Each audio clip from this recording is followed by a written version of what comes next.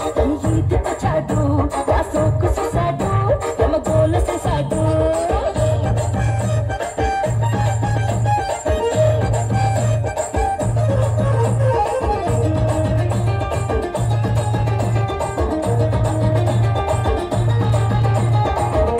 కొత్తగా పైకేసిన రోజుల్లో కొబ్బరి తోటలో మేళానికి వెళ్తే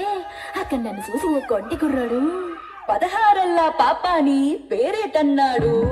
ఊరకలు వేసేసే పాని ఊరేదన్నాడు మీ ఊరొత్తే ఇంటికి వచ్చే దారేదన్నాడు